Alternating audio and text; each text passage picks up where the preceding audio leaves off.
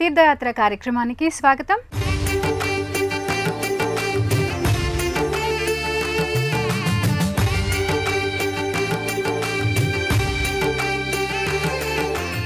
నేటి తీర్థయాత్ర సంచికలో పాలకొల్లు శ్రీ క్షీర రామలింగేశ్వర స్వామి ఆలయం గురించి విపులంగా తెలుసుకుందాం.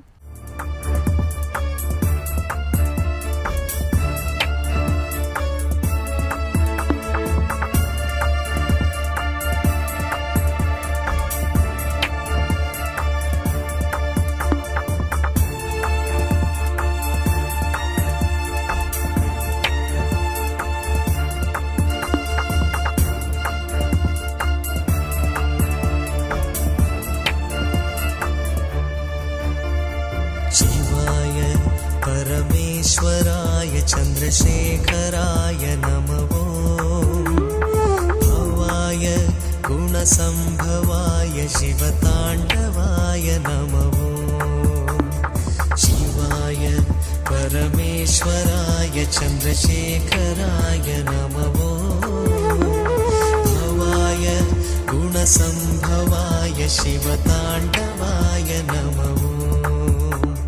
ఆపన్నులకు అభయహస్తం అందించే ఆ మహాశివుని ప్రతిరూప లింగం పాలకడలిని అచ్చుపోసి తీర్చినట్లు శ్వేతవర్ణంలో కొలువు తీరిన శ్రీ క్షీర రామలింగేశ్వర స్వామి దేవాలయం గురించి నేటి తీర్థయాత్రలో వీక్షిద్దాం.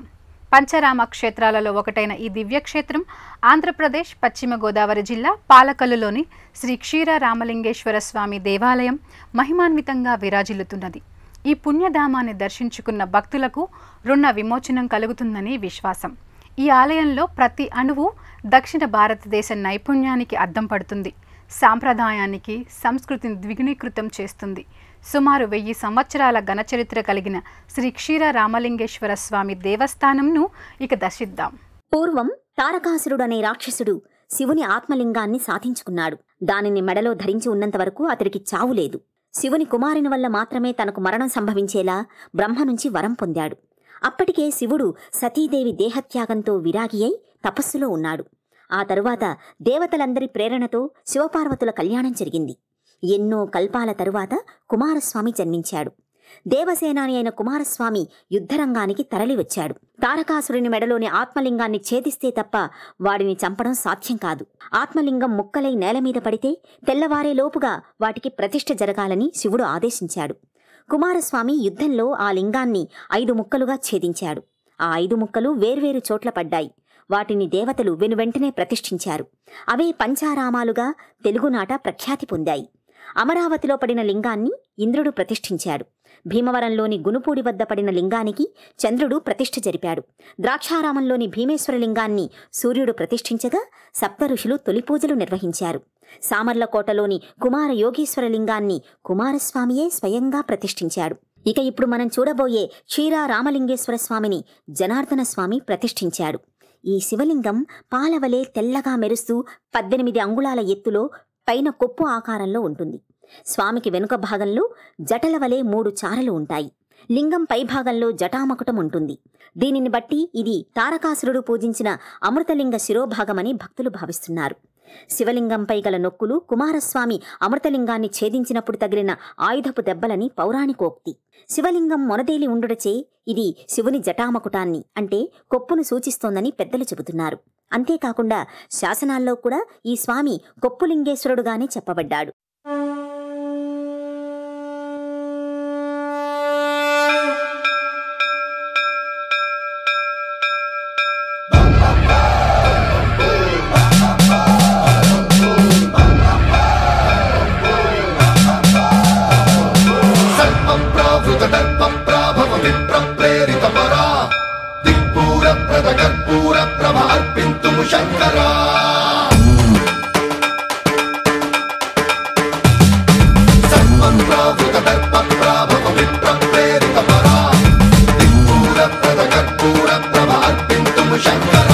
లయకారకుడైన ఈశ్వరుడు ఎప్పుడైతే ఈ తారకాసుర హృదయంలో నిక్షిప్తమయ్యాడో పుట్టివారు పుడుతున్నారే కానీ ఎవరికి కూడా మరణం సంభవం లేకుండా ఉంది. అప్పుడు ఈ భూభారం పెరుగుతుంది. ఎప్పుడైతే ఈ భూభారం పెరిగిందో ఈ భూదేవి వెళ్ళి బ్రహ్మ దగ్గర మొరపెట్టుకుంటుంది. ఓ బ్రహ్మదేవా, ఈశ్వరుడు ఎక్కడున్నాడో కానరావట్లేదు, సృష్టి జరుగుతోందే కానీ ఎవరూ కూడా మరణం పొందట్లేదయ్యా, నేను ఈ భూభారాన్ని మోయలేకపోతున్నానయ్యా అని చెప్పేటప్పటికీ బ్రహ్మ దివ్య దృష్టితో చూసి పల్నా తారకాసు హృదయంలో ఉన్నాడమ్మా ఈశ్వరుడు, క్షాత్రధర్మ ప్రకారంగా నీ తండ్రి అయినా వెనుకాడకుండా ఆ తారకాసు హృదయంలో ఉండేటువంటి ఆత్మలింగాన్ని ఛేదించవయ్యా అని చెప్పి నారదుడు కుమారస్వామికి చెప్తాడు. అప్పుడు ఈ కుమారస్వామి శక్తి అనేటువంటి ఆయుధంతో ఆ తారకాసు హృదయంలో ఉండేటువంటి ఆత్మలింగాన్ని ఛేదిస్తాడు. క్షీరారామలింగేశ్వర స్వామి కొలువైన క్షేత్రమే పాలకొల్లు. తారకాసుర సంహారానికి పూర్వమే ఈ క్షేత్రం ఉంది. మహాశివభక్తుడైన ఉపమన్యు మహర్షి పసితనంలో పాల కోసం గుక్కపట్టి ఏడుస్తుండగా శివుడు తన త్రిశూలంతో గుచ్చగా పాలకొలను ఏర్పడింది. పార్వతీదేవి అతడికి స్వయంగా పాలు పట్టిందని క్షేత్రపురాణం చెబుతోంది. అందుకే ఈ క్షేత్రాన్ని క్షీరపురి అని, పాలకొలను అని పిలిచేవారు. అదే కాలక్రమంలో పాలకొల్లుగా స్థిరపడింది.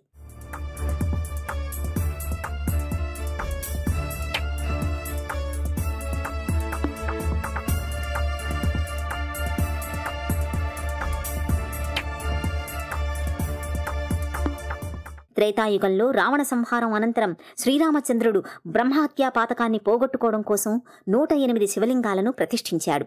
ఆయన ప్రతిష్ఠించిన శివలింగాలలో ఇది 106వ లింగమని మరో కథ చెప్పుకుంటారు. ఆలయ విశేషం 9 అంతస్తులతో 20 అడుగుల ఎత్తులో విరాజిల్లే రాజగోపురం. చివరి అంతస్తు దాకా వెళ్లడానికి లోపల నుంచి మెట్లుంటాయి. ఏటా ఉత్తరాయణ, దక్షిణాయన ప్రారంభ కాలాల్లో సూర్యకిరణాలు పెద్ద గోపురం నుంచి శివలింగంపై పడతాయి. క్షీరారామక్షేత్రంలో ఒక్క రాత్రి నిద్ర చేస్తే అనంతకోటి పుణ్యఫలాలు సిద్ధిస్తాయి. ఈ స్వామి దర్శనంతో బ్రహ్మహత్యాది సకల పాపాలు తొలగిపోతాయి. పశ్చిమ గోదావరి జిల్లా పాలకొల్లు పట్టణంలో ఈ క్షేత్రం నెలకొని ఉంది.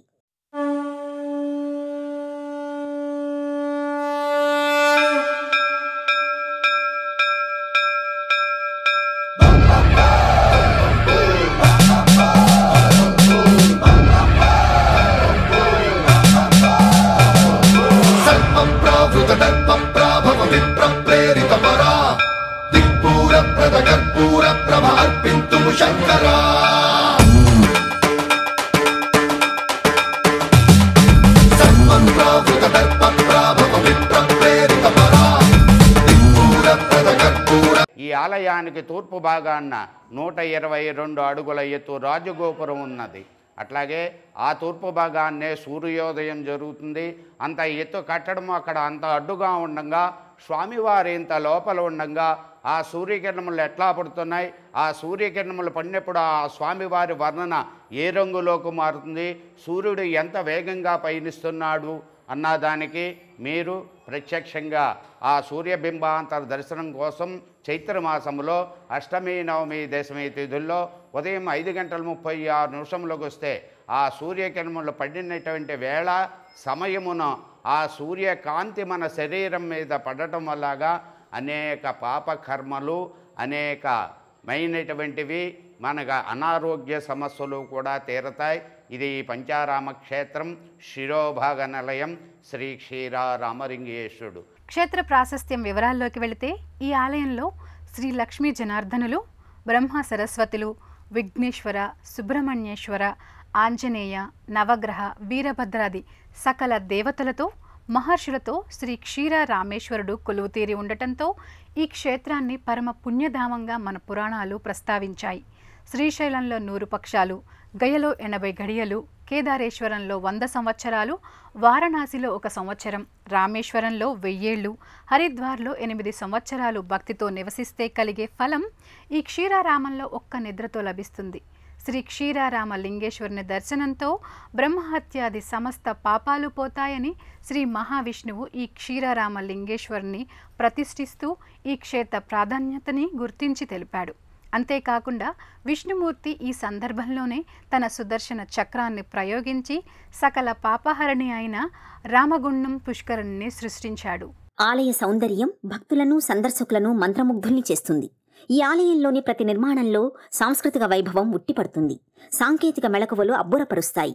ఈ ఆలయ రాజగోపురం 9 అంతస్తులతో 120 అడుగుల ఎత్తు కలిగి తెలుగువారి కీర్తికి జయ పతాకగా నయన మనోహరంగా కనిపిస్తుంది. ఈ ఆలయ నిర్మాణం చాళుక్య భూమిని కాలంలో జరిగింది. ఇతని కాలం క్రీస్తు శకం 892 నుండి 922 వరకు. ఆలయ రాజగోపుర నిర్మాణాన్ని 1777 ఫిబ్రవరి 14వ తేదీన శ్రీ బచ్చు అమ్మయ్య అనే భక్తశేఖరుడు చేయించినట్టుగా తెలుస్తోంది. ఈ గోపురమంతా అపురూప శిల్ప సంపదతో అలరారుతుంటుంది. ఈ గోపురం రెడ్డిరాజుల కాలంలో నిర్మించబడిందనే వాదన కూడా ఉంది.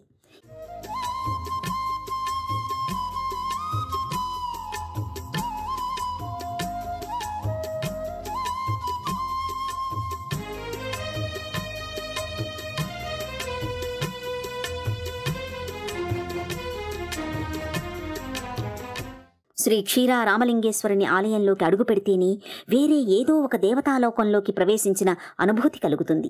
దానికి కారణం ఆలయం నిండా ఎందరో దేవీ దేవతామూర్తుల ఉపాలయాలు, ఆలయ స్తంభాలపై అందంగా చెక్కిన పురాణ గాథా శిల్పాలు, ఆలయ ప్రాకార మండపంలో చిత్రించిన వివిధ దేవతామూర్తుల వర్ణచిత్రాలు మనల్ని మంత్రముగ్ధుల్ని చేస్తాయి. రాజగోపుర శిల్ప సౌందర్యం ప్రాకార మండపంలో క్రమంగా సూర్యుడు, నగరేశ్వరుడు, వినాయకుడు, బ్రహ్మ, దుర్గాదేవి, సరస్వతి, కుమారస్వామి, మహిషాసురమర్దని, నాగేంద్రుడు, నటరాజు, దత్తాత్రేయుడు, కాలభైరవుడు, ఆదిశంకరాచార్యులు, శనేశ్వరుడు, రాధాకృష్ణులు మొదలైన దేవతామూర్తులు కొలువు తీరి కనిపిస్తారు. ఇక్కడ నగరేశ్వరుని అగస్త్య మహర్షి ప్రతిష్ఠించినట్టుగా చెబుతారు.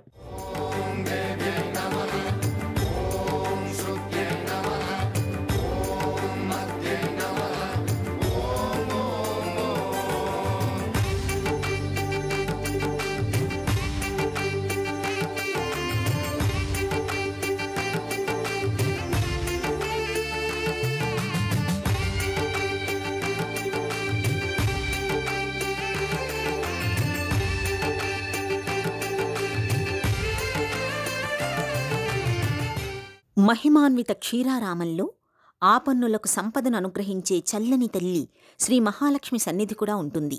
ఆలయంలోని ప్రధాన దేవతలతో పాటు శ్రీ మహాలక్ష్మి సన్నిధానాన్ని భక్తులు తప్పక దర్శించుకుంటారు. విశ్వభ్రమణకారిణి, సమస్త బ్రహ్మాండముల యొక్క సృష్టి స్థితి లయాలను చేసేది, ఈ కాలచక్రం తిరగడానికి పరమేశ్వరియే కారణం. విశ్వము అంటే విష్ణువు, అతడికి భ్రమణము కలుగచేయునది మహాలక్ష్మి.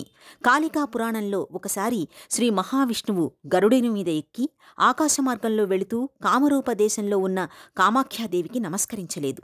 దానికి కోపించిన దేవి విష్ణువును సముద్రంలోకి త్రోసివేసింది. కొంతకాలం తరువాత లక్ష్మీదేవి విష్ణుమూర్తి కనపడక వెతుకుతూ కామరూపంలో వచ్చి కామాఖ్యాదేవిని ప్రసన్నం చేసుకుని విష్ణువుని రక్షించుకుంది. ఆ తర్వాత విష్ణువు పరమేశ్వరుని పూజించి వైకుంఠం చేరాడు అని చెప్పబడింది. ఈ రకంగా విష్ణువు యొక్క భ్రమణానికి కారణమైనది కాబట్టి విశ్వభ్రమణకారిణి అనబడింది మహాలక్ష్మి. ఈ రకంగా నిత్య నైమిత్తిక కర్మల ప్రాధాన్యత వివరించబడింది.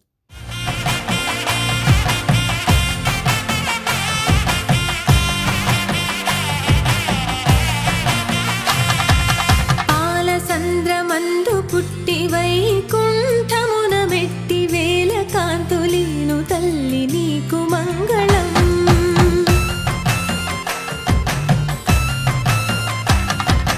పద్మపీఠమందు నిలిచి భక్త కోటిక భయమిచ్చి భాగ్యమెంతో కూర్చు తల్లి నీకు మంగళం. శ్రీ మహాలక్ష్మి సన్నిధానంతో పాటుగా శివుని విగ్రహం కూడా ఇక్కడ కొలువు తీరి ఉంటుంది. లింగాకార శివునితో పాటు శివరూప విగ్రహం నీలిరంగులో దర్శనమిస్తాడు. సర్వాంగ సుందరుడైన శివుని దర్శనంతో క్షీరారామ యాత్ర మరింత శోభను చేకూరుస్తుంది.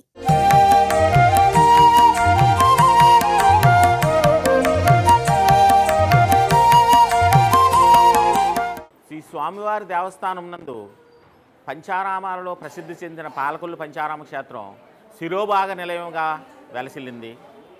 శ్రీ స్వామివారి దేవస్థానం నందు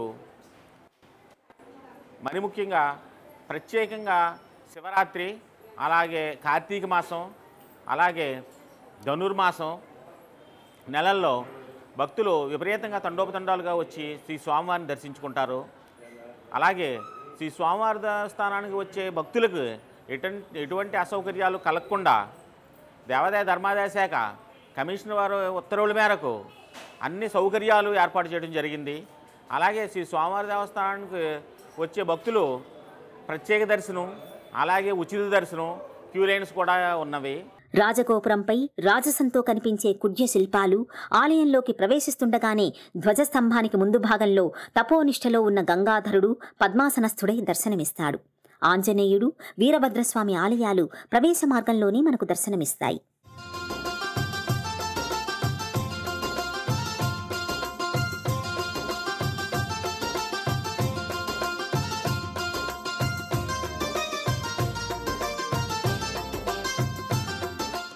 భక్తి, పాప విమోచనాలతో పాటు ఎన్నో చారిత్రక నేపథ్యాలు దర్శనమిస్తాయి. ఈ దేవాలయంలో 46 శాసనాల వరకు ఆలయ స్తంభాలపై మనకు కనిపిస్తాయి. ఇది నిజంగా చరిత్ర పరిశోధకులకు ఆనందాన్ని కలిగించే విషయం. క్రీస్తు శకం 918 ప్రాంతంలో మొదటి చాణుక్య భీముడు ఈ పంచారామ క్షేత్రాలను కట్టించాడని, వానిలో ఒకటైన శ్రీ క్షీరారామ క్షేత్రానికి కూడా 1000 ఏళ్ల చరిత్ర ఉందని పరిశోధకుల అభిప్రాయం. చాళుక్యులు, రెడ్డిరాజులు, కాకతీయులు మొదలైన వారు ఈ ఆలయ అభివృద్ధికి ఎన్నో దానాలు, నిర్మాణ కార్యక్రమాలు నిర్వహించినట్లు తెలిపే శాసనాలు క్రీస్తు శకం 1136 నుండి 1640 మధ్య కాలానివి ఇక్కడ లభిస్తాయి. ధ్వజస్తంభం వద్ద నంది, దీని పీఠంపై శాసనం చెక్కబడి ఉంది. ఈ క్షేత్రం సర్వదేవతా నిలయం, శివకేశవ అభేదానికి ప్రతీక కావున సంవత్సరం పొడవునా నిత్య కళ్యాణం పచ్చతోరణంగా ప్రతి నెలలోనూ ప్రతిరోజు ఏవో ఉత్సవాలు జరుగుతూనే ఉండడం విశేషంగా చెప్పవచ్చు. ఆలయంలోకి ప్రవేశిస్తే సమయం తెలియకుండా ఉండిపోయిన ఆలయం శ్రీ క్షీరారామలింగేశ్వర ఆలయం అంటే అతిశయోక్తి ఎంతమాత్రం లేదు.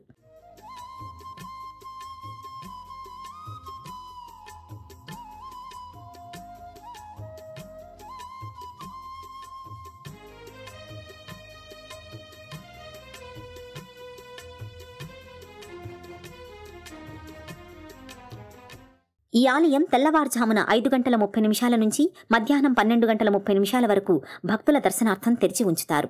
విరామానంతరం సాయంత్రం 4 గంటల నుండి రాత్రి 8:30 వరకు దర్శనం కల్పిస్తారు. ఉచిత దర్శనంతో పాటు త్వరిత దర్శనం, ఆర్జిత సేవలు, అభిషేక సేవలు అందుబాటులో ఉన్నాయి. తెల్లవారుజాము నుంచి ఉదయం 11:30 వరకు అభిషేక సేవలు, దర్శన అనంతరం భక్తులకు అన్నప్రసాద సౌకర్యం కూడా ఉంది. పాలకొల్లులోని శ్రీ క్షీరారామలింగేశ్వర స్వామి దేవాలయానికి విజయవాడ నుంచి తెల్లవారుజామున 5:15 నుంచి రాత్రి 8 గంటల వరకు ప్రతి 2 గంటలకు ఆర్టీసీ వారి బస్సు సౌకర్యం కలదు. పాలకొల్లు శ్రీ క్షీరారామలింగేశ్వర స్వామి దేవాలయ దర్శనం సకల సన్మంగళదాయకం. ఈ పాలకొల్లులో క్షీరారామలింగేశ్వర స్వామి ఆలయం నెలకొని ఉంది. ఈ క్షీరారామలింగేశ్వర స్వామి ఆలయము పంచారామ క్షేత్రాల్లో ఒకటిగా పేరుకొనబడుతుందండి. ఈ క్షీరారాముడు ఎప్పుడూ కూడా పాల సముద్రం వలె, పాల వలె ఎప్పుడూ కూడా మా క్షీరారాముడు తెల్లని మనసు గలవాడై మన కోరిన కోరికలన్నీ తీర్చే మహాదేవుడిగా పాలకొల్లులో నెలకొని ఉన్నాడండి. ఎక్కడి నుంచో ఇక్కడికి భక్తులు అనేక వేల మంది వచ్చి ఈ క్షీరారాముడిని దర్శించుకోవడం జరుగుతుంది. ఈ క్షీరారాముడు కోరిన కోరికలను తీర్చే కొంగు బంగారమై వెలిసిన ఆ పరమేశ్వరుడిగా నెలకొని మన పాలకొల్లు వాసుల్ని, చుట్టుపక్కల గ్రామ ప్రజలందరినీ సంరక్షిస్తూ ఉంటాడనే ఒక నిర్ధారణ అనేది ఈ పాలకొల్లు గ్రామంలో జరుగుతూ ఉందండి. ఈ క్షీరారాముడిని ప్రార్థించినట్లయితే మనకి తీరని కోరికలన్నీ తీర్చి మనకి సకల కార్యాలు సిద్ధింపజేస్తాడు అనేది ఇక్కడ ప్రసిద్ధిగాంచి ఉందండి.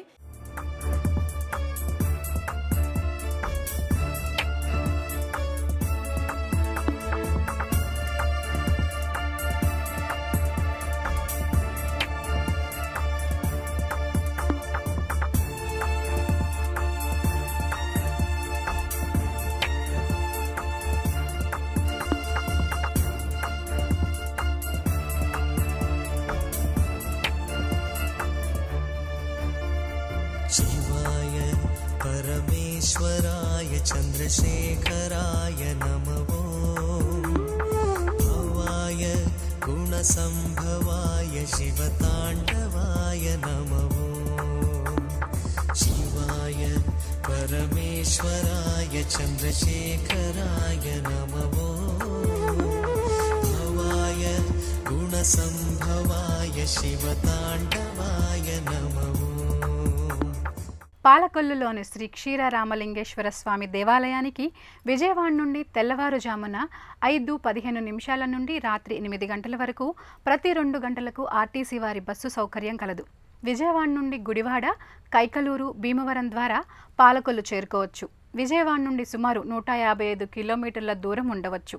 ప్రయాణ సమయం 3 గంటల నుండి 4 గంటలు. రాజమహేంద్రవరం నుండి తణుకు మీదుగా భీమవరం, పాలకొల్లు చేరుకోవచ్చు.